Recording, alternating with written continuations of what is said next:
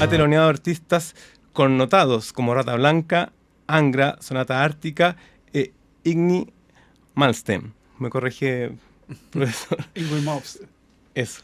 Su acorde favorito, acá dice, que es el mi bemol más 9 con oncena sostenida. Su color favorito es el fulígeno. Caracterizado por su compromiso, pulcritud y carisma, desde el año 2006 se incorpora a nuestra Escuela de Música y Sonido, enseñando las asignaturas Circuitos Digitales, Sonido 1 y por supuesto guitarra eléctrica en todos sus niveles, dirigiendo también el taller de título de esta cátedra. Desde entonces es un referente cercano, querido y admirado tanto por sus estudiantes como por las y los colegas que trabajamos con él. Alejandro Silva, ¿cómo estás? Hola Cristóbal, encantado de estar acá. Oye, la tremenda presentación, sí, hasta pues yo no era me empecé a para sentir menos. Importante, así. Como que he hecho de todo, suena como que lo he hecho todo. Lo divertido es lo del fulígeno, porque eso me comprueba que eso lo escribí yo. Mira, entonces te estoy autocitando, Sí. mejor aún. No, encantado de estar acá, qué rico. ¿De qué vamos a hablar hoy día? Como somos músicos, y a veces los músicos necesitamos de los esquemas formales para para desarrollar esta tarea. Este programa tiene para cada invitado una pauta que se repite en algunos aspectos y en otros varía. La primera pregunta que le hacemos a todos nuestros invitados e invitadas es ¿cómo nace tu relación con la música? ¿Y cómo es que terminaste dedicándote a esto? Bueno, la respuesta corta es que la relación con la música es una relación que está en crecimiento y en continuo cambio. En el fondo es una cosa que te acompaña durante toda tu vida. Yo creo que así como intrínsecamente nace de una capacidad de escuchar. Finalmente todos los músicos tenemos un oído que es un poquito más privilegiado que el del resto de la población, yo diría. Tenemos un oído más acucioso, digamos, un poquito más profundo en su análisis. Y eso, de chico, nos cambia. Y nos apunta en un camino que finalmente tú vas toda la vida haciéndote un feedback cerebral a través de tu oído. Ser sordo para un músico es lo peor que le puede pasar. Hablábamos de Beethoven delante. Sí. Yo no creo que haya sido tan sordo, pero bueno, eso ya es otra cosa. Yo creo que algo escuchaba. Digamos, quizás no escuchaba muy bien. Al final, el problema, claro, fue al final. Al final ya no escuchaba. Y Pero en definitiva mi relación con la música es una cosa que es como en continuo desarrollo. Y partió básicamente muy chico también. O sea, yo me acuerdo que me llamaba mucho la atención un tío que tocaba guitarra de repente en los carretes familiares, así, que se sabía los villancicos navideños clásicos. Y a mí me encantaba participar en eso. Yo me doy cuenta que era el que estaba siempre sentado esperando que partiera esa parte del carrete, por así decirlo. ¿No es cierto? De la Navidad, qué sé yo, cantar el dum durum dum, qué sé yo, esas canciones. Me encantaba cantar. Y encontraba fascinante el hecho que pudiese acompañar con la guitarra, qué sé yo. Entonces, desde ahí en adelante, siempre hubo una relación con el cantar, con la música. Y de repente, por ahí vi un video de alguna cosa en la tele y escuché el sonido de la guitarra eléctrica. Y esa cuestión a mí me electrificó literalmente. Y como que desde ese entonces hasta ahora yo creo que ha sido en mi vida una búsqueda del sonido, de la nota, de la textura, el modo, qué sé yo. Entonces mi relación con la música como parte desde chico básicamente y quizás desde que llegué a este mundo escuchando de una manera un poco distinta que el resto de la gente. ¿Y eso era ya en tu etapa de concepción? Sí. O sea, de muy chico. De muy chico, o sea, estamos hablando antes de 10 años, de 7 años, una cosa así. Empecé a tocar guitarra como a los 11. Mi mamá tocaba guitarra, que era la hermana de mi tío que, no sé, o sea, mi mamá es la hermana de mi tío. Y había una guitarra en la casa, pero la guitarra yo la agarré cuando era muy chico y la rompí. Y mi mamá, la verdad, no tocaba, o sea, se sabía 2 acordes, había estudiado alguna vez, qué sé yo, pero no la tenía ahí. Pero a mí de chico me llamaba la atención porque yo sabía que esa cosa que estaba guardada allá arriba sonaba. ¿Cachai? Y quería agarrarla y tocarla, y claro, una vez la agarré, la toqué y me senté arriba, creo, y la rompí.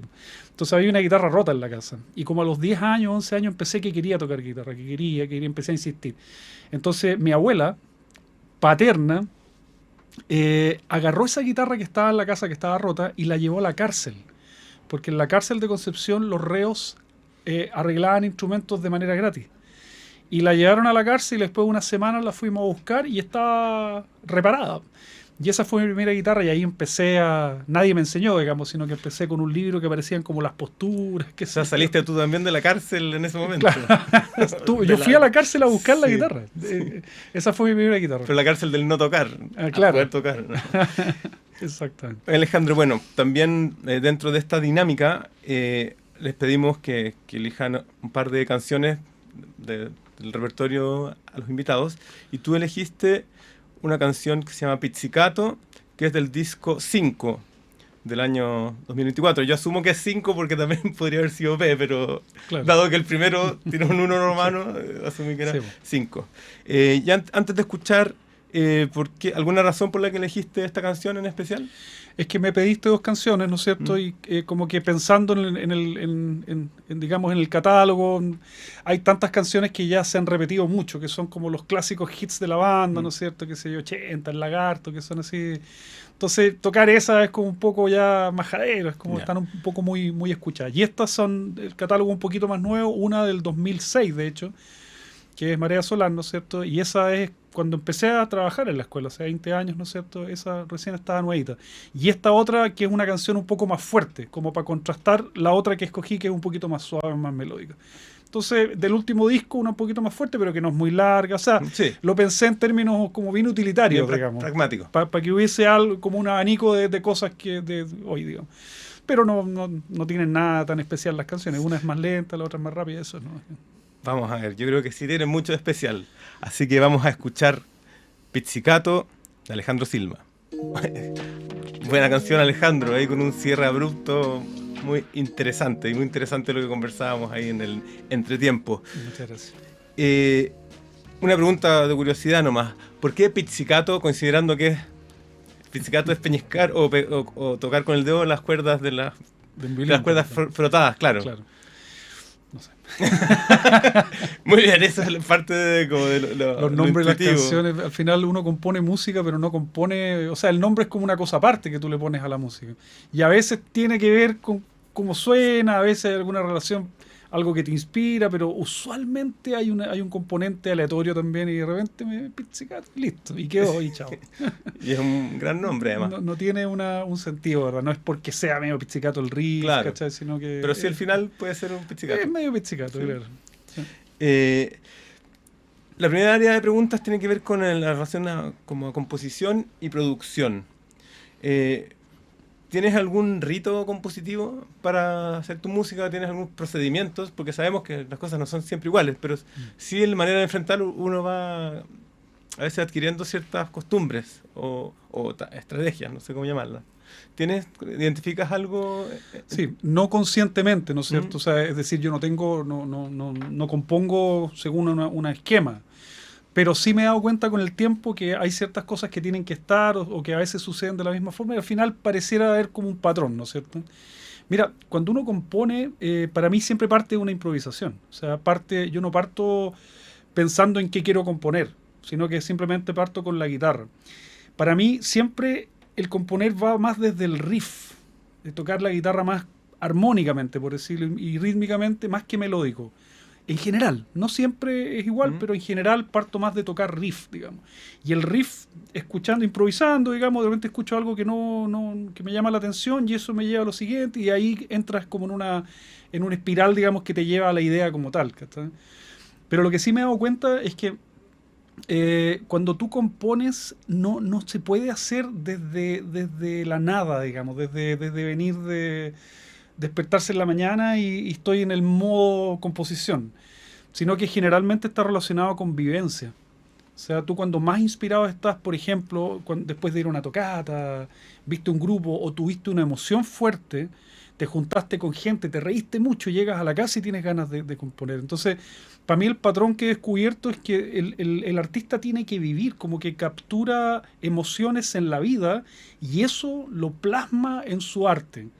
Para mí funciona así. O sea, los mayores fracasos compositivos son cuando te encerráis en una pieza y tratáis de que solamente vivir en la pieza sea tu inspiración y que todo venga como del cielo, por así decirlo, de la música. Y no, pues no es así, sino que nace de una vivencia. Entonces, cuando yo estoy componiendo, también tengo que pensar en no recluirme. Tengo que pensar en salir, tengo que pensar en ir a conciertos, compartir con personas, incluso después de clase a veces es súper efectivo, porque estuviste todo el día conversando con alumnos, viviste cosas, tuviste un día súper ocupado, las horas que vienen después, o si tenéis la energía, son súper buenas para componer. Ese es el patrón que he descubierto. Mira, justo venía esa pregunta que intuitivamente también contestaste, pero respecto como a la condición de que la música tuya es eminentemente instrumental. No hay una letra, no hay una voz, pero sí la guitarra adquiere el rol de cantante principalmente. Así es. Entonces, creo que está relacionado. Es si hay un subtexto, idea narrativa, que cante la guitarra, entendiendo que es que hace las veces de la lírica. Claro. Perdón, ¿cuál es la pregunta? No, en el fondo, si tú cuando compones te imaginas que esta expresión que comentas de la vivencia tiene una narración en la guitarra, ¿o no? Pues, porque puede ser... No, yo creo que es más abstracta la relación que eso. O sea, lo que pasa es que no sé, por ejemplo, tuviste que anduviste en tren, digamos, y te pegaste un viaje, no sé, imaginemos que fui a San Bernardo en tren y volví y el tren sonó chu chu chu, y después llego a la casa, no toco chu chu chu. O sea, no creo que haya una relación directa entre los sonidos que escuché, que esa vivencia que estoy tratando de plasmar, sino que esa traducción es una traducción interna que no sé cómo sucede, al final uno... es como que la vivencia estimula órganos dentro de tu mente, ¿no es cierto? Y esos órganos finalmente se traducen en música, pero la traducción no es tan uno a uno, digamos, no es una imitación, o no pretende ser una imitación. No es una traducción de lo vivido, sino que... una reconstrucción de lo que he escuchado, no, sino que es más abstracto que eso, diría yo. Bueno, y ahí tocamos un tema que conversamos justo antes de empezar el programa, que es esta música que se abastece solo de su propio lenguaje para transformarse en una composición. ¿Tú consideras que está en esa línea que, como te había comentado, tiene una corriente en relación a la música contemporánea, de tradición escrita, que es como la música pura? Lo que yo escucho también creo que tiene que ver con esta idea. Bueno, como tú bien sabes, porque me conoces, ¿no es cierto? Tú estás preguntando cosas que ya sabes que voy a contestar. Esa es la idea. Claramente, yo considero la música la considero como que tiene dos facetas. Tú la puedes ver como pura, ¿no es cierto? Donde está el instrumental, está la cosa que no pretende ganar nada en el mundo de los humanos, por así decirlo. No está hecha para que lleguen las lucas, no está hecha para que la gente le guste, sino que nace como una respuesta del compositor a su ambiente nomás. Y la herramienta que ocupa para comunicarse es la musical, que entrenas tú y qué sé yo, pero al final es una cosa intrínseca de él. Y está la otra corriente donde tú puedes ocupar la música, como hablábamos, para la política, y claramente la música cantada puede ser muy artística, pero como es cantada y tiene un mensaje lírico, ese mensaje lírico también te permite expresar otra cosa. Y yo creo que esa cosa es como extra musical. Eso es... Por ejemplo, tú escuchas una letra muy buena de un artista muy connotado y lo que te gusta es el artista porque ves algo de su alma, por así decirlo. Pero no a través de la música, sino que a través de sus palabras. Claro. A mí, por ejemplo, me gusta Cerati, ¿no es cierto? Encuentro que él es un liricista, ¿se dice? ¿Liricista? Sí, ¿existe la palabra? No sé. Los neologismos son siempre bienvenidos, encuentro. Okay. Letrista, pero claro, letrista, ¿no es cierto? Es un buen letrista, ¿no es cierto? Porque a mí me hace sentir cosas con lo que dice y no tiene que ver tanto con el mensaje, porque tú a veces no entiendes el mensaje de lo que Cerati está escribiendo, te habla de... no sé, pues fluorescente azul.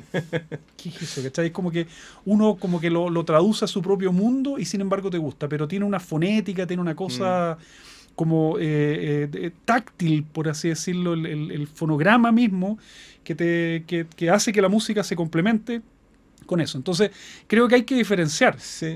Hay música que tú escuchás y simplemente la letra es para divertirse, vivencial, es como para que la gente se ría o para que llore, o te muestra algo del artista de otra manera. Yo creo más en ese tipo de música. Y creo que la mía está más, como no tiene letra, pasa más la guitarra tiene que decirlo todo, y la música tiene que ser como, el mensaje tiene que estar encapsulado completamente en la parte instrumental.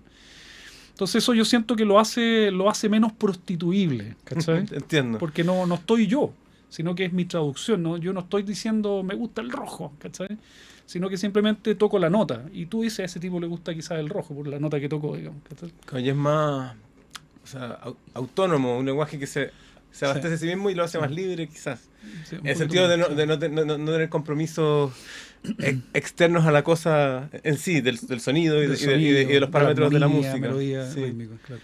Sí, cierto. Lo hablábamos también. Tu música tiene una dimensión de trabajo muy fino y riguroso con la métrica, o que tiene una propuesta ahí. ¿Cómo trabajas eso? Me contabas lo de este disco, 5. el disco 5, que todos los riffs están hechos con números primos. Exactamente. Sí, eso se puede decir volada en este programa, ¿cierto? Sí, es una volada, por supuesto. pero una volada de drogas, ¿cachai? Sino que es una volada así digamos, interna, es como es un rollo... Como decían los Red Hot, music is my airplane. Claro, algo así, exactamente. Es mi religión. Sí. Entonces, claro, efectivamente, la métrica... A mí me aburre mucho el 4/4. Lo encuentro muy aburrido. El otro día conversaba con una amiga bajista que es muy buena y me decía, yo encuentro tan como sólido y predecible el 4/4. Me encanta por eso. Porque como que me permite, a ella le permitía ser ella misma porque sabe que siempre va a caer, ¿dónde va a caer? Sabe dónde tiene que poner la nota porque es una bajista. Entonces, ¿dónde tiene que poner la tónica? En el 1, ¿cachai? Pero a mí esa cuestión me aprisiona. Entonces, Entiendo. es como que llega un momento en que me aburro de repetir el 4/4. Y claro, puede ser que la base es 4/4, pero tú puedes agrupar, subagrupar en el fondo en otros números que hacen que sea más interesante, por lo menos para mí, tocarlo. No sé si escucharlo, porque eso queda... No sé si a alguien le gusta, digamos, lo que he estado haciendo en ese aspecto, pero descubrí que, en el fondo, básicamente, métricas irregulares, la polimetría, la heterometría, ¿cachai? Son cosas que siempre me generan cierto placer de tocar, y no me aburren tanto como la cuestión tan cuadrada. Yo vengo un poco del metal, ¿no es cierto? Sí. El metal es conocido por ser muy cuadrado rítmicamente, ¿cachai? Y armónicamente también, ¿cachai? Es muy riguroso, o sea, el sonido es como una patada, un golpe, un puñete digamos, pero de verdad la armonía es súper clásica. Sí. Y la rítmica es súper cuadrada también. Entonces, a mí, si tú me dices que soy metalero, es casi como un insulto. Progresivo, metal progresivo. Ya, eso es otro así nombre, ¿no es cierto? sí, Dice la usted. sí, Yo eso ya es. a esta altura ni siquiera sé Sí. qué es esa cuestión, pero sí, claro, progresivo en el sentido que no estoy como en la corriente principal. Primero instrumental y segundo me gusta más jugar con eso, y los progresivos juegan más con eso. Juegan los bateristas lo pasan mucho mejor en el metal progresivo, ¿cachai? Entonces yo soy más de esa escuela. Justo tengo preguntas respecto de el aterrizaje a la realidad de estas ideas, y es cómo se articula en los ensayos, cómo se ensayan estas rítmicas que son intrincadas, que a veces no es fácil memorizarlas. ¿Qué herramientas ocupan? Aparte de ensayar mucho, me imagino. Claro. Sí, ahí lo dijiste. Si en el fondo uno, Sí. como que cuando tú trabajas un tema que tiene métricas raras, tenés que revisar cada parte y como establecer qué es lo que va a marcar cada instrumento. Porque es bien usual que la batería se mantenga en cuartos, porque eso ayuda a que tenga un flow como para cabecearlo. Y puede ser que los instrumentos se crucen, o sea, se van a cruzar en métricas más raras, y eso hay que practicarlo, digamos, parte a parte. Pero también, fíjate que yo he entrado un poco en esta cosa de la tendencia moderna de descomponer un poco, desde como hacer la batería, el bajo y presentar el demo a la banda como completo. O sea, en el fondo yo le digo al baterista, ya establecí cuál es la batería que yo quiero para este riff que estoy haciendo. Esa es la que me gusta. Entonces ahí trabajamos los temas completos porque ellos ya tienen como la referencia desde el demo. Pero usualmente la respuesta es que tú tienes que revisar harto las partes, porque son partes un poco enrevesadas, como complicadillas, así no salen como natural, ¿cachai? No es como cuando uno toca un acorde y 4/4, como toca AC/DC, ¿cachai? Sí. Que es como que el riff se plantea una vez y después ya sabéis cómo viene la batería el resto del tema. Entonces esta cuestión no es tan así, es como que hay que ir escuchando cada vez para Exactamente. hacer la experiencia, y no está dado a priori, No, como muchas claro. músicas masivas. Yo encuentro que eso es la sorpresa y esa sorpresa, ahí donde está la cosa que me entretiene más a mí, ¿cachai? O sea, que me gusta, o sea, a veces, por ejemplo, yo planteo algo y simplemente lo toco y veo qué es lo que hace el baterista. Y lo escucho, y cuando escucho algo que me gusta, lo paro. Le digo, eso, hazlo de nuevo. ¿Qué hiciste? Hice esto, ya, hagámoslo, probemos. Entonces ahí me ayuda a componer, digamos. Pero en definitiva he estado haciendo mucho esto de trabajar los temas solos últimamente, y yo ahí programando MIDI las baterías, ¿cachai? Y ¿qué es lo que te da eso? No haces perder tanto tiempo a la banda, porque al final tú estás buscando algo específico, estás buscando algo que funciona para ti. Y eso uno lo sabe intuitivamente, a pesar de que no lo tengas como claro así para describirlo en el momento, pero tú sabes cuál es la idea y sabes más o menos cómo quieres que suene. Entonces, buscarlo por uno mismo y presentarlo después a la banda también es súper válido. El tiempo vuela en esta entrevista y, bueno, John Cage dijo que lo propio del plan es que falle. Aquí estamos encantados con todo, y voy a pasar de la primera a la segunda dimensión, que es de guitarrista. De manera no vamos a alcanzar a desarrollar tanto, pero sí hemos conversado que uno se forma en base a referentes, que uno no inventa de la nada lo que es como en la vida y tampoco en la música. Entonces, ¿cuáles son tus referentes en la guitarra? ¿Quiénes te formaron? Sí, mira, tengo algunos que son más fuertes que otros, pero yo ahora puedo decir con propiedad que todos los buenos guitarristas me han influenciado de alguna forma. O sea, todos los grandes músicos, incluso a veces no guitarristas, también me han llegado y me han golpeado con su arte, y de alguna forma te cambian también. O sea, pasa cuando tú escucháis Beethoven, por ejemplo, que escucháis a Bach. No que hay igual después de escuchar a Beethoven, aunque yo no toque clásico, sino que te provoca algo, te hace ver cosas, digo. Entonces, tengo referentes, pero la verdad todos los buenos son referentes de verdad, que he aprendido de todo. Yo creo que si lo hacemos en orden, el primer referente que tengo desde más chico es Ace Frehley, de Kiss. Yeah. Ese guitarrista me marcó mucho, y hasta el día de hoy siento una cercanía con su trabajo gigante. Que en paz descanse, que murió el año pasado. Bueno, en definitiva, él es como el primero. Después Van Halen. Van Halen también me cambió la vida para siempre. O sea, yo escuché a Van Halen y nunca más volví a ser el mismo. O sea, nunca más miré la guitarra de la misma forma. Brian May también lo tengo que mencionar. Sir Brian May, sí, ¿no es cierto? Porque doctor también, en astrofísica. Exactamente. Me siento, digamos, conectado con él, porque también la ciencia le gusta mucho, y él viene de la ciencia un poco, pero además tiene esta cosa del talento musical. Él también me influenció mucho, la forma en que hace solos tan melódicos. Quizás no es lo que uno hace, pero uno lo tiene ahí en la parte de atrás de su cabeza cuando está haciendo música. Y después están todos los virtuosos americanos de la corriente de los 90, ¿cachai? Los Shredders, ¿cachai? Yngwie Malmsteen, que lo mencionaste, nosotros que lo teloneamos, Paul Gilbert también, que con ellos he tocado, ¿cachai? Sí, eso. Entonces igual me he reencontrado con mis ídolos. Jason Becker lo tengo que mencionar, y Marty Friedman, yo creo que esos son los principales. Tocar con alguien que es tu ídolo, una sensación increíble, ¿no? Lo es, claro, es una cosa. Toqué con Steve Vai también, sí, ¿cachai? Esa fue mi primera experiencia. Satriani también, son de verdad, todos esos gringos son influencia en rigor. Pero tengo que mencionar a Uli Jon Roth, ¿cachai? Que es alemán, primer guitarrista de los Scorpions. Ese tipo también es una influencia grande, así, es una inspiración para toda la vida, digamos. Alejandro, querido, estamos ya cerrando, se nos fue volando el programa. Muy interesante, creo que tendremos que tener un número romano 2 y quizás un número romano 3.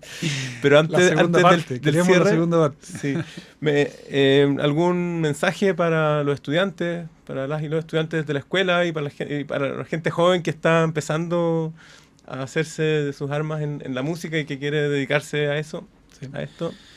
El mensaje es que si tú realmente amas la música, piensa, o sea, uno como que no escoge la música lo escoge a uno. Tú eres la persona correcta en el lugar correcto para dedicarte a esto, nunca dudes en eso. Si tú realmente amas tanto esto como para poder pensar y plantearte dedicarte a la cuestión, no tengas dudas, porque a veces la academia te pone en una perspectiva con respecto al conocimiento que es diferente de lo que tú traías de casa. Y puede ser que te distorsione un poco la percepción de lo que tú eres y de lo que puedes hacer. No hay que dejar que pase eso, o sea, hay que verlo como que son todas cosas que te complementan. Claro. La academia complementa, no es la realidad, no es la única verdad, sino que al final la realidad más importante es que la música, tú eres un agente que eres capaz de canalizar esta cosa que es divina, digamos, y ese compromiso es un compromiso tuyo, ¿cachai? Sí. No pierdas no pierdan la dirección. Al final no existen como nadie te puede enseñar esto, de verdad, Sí, ¿no es cierto? claro. Sino que es un crecimiento personal y eso hay que atesorarlo y hay que caminar en ese camino. El deseo, mantener el deseo. Exactamente. Y la sorpresa. Mm. Sigue sorprendiéndote de las cosas que puedes hacer con un instrumento. Ojalá que nunca dejes de sorprenderte. Si ya sabes que después de esto viene un Maxi, ya eso ya es fome. Ya no es, para mí por lo menos no tiene tanto valor como cuando tú te equivocas y llegas a un acorde que no tienes idea qué es. Si no lo puedes analizar, probablemente es bueno. Querido Alejandro, muchas gracias. Que estés súper bien. Encantado, Cristóbal. Muchas gracias a ti.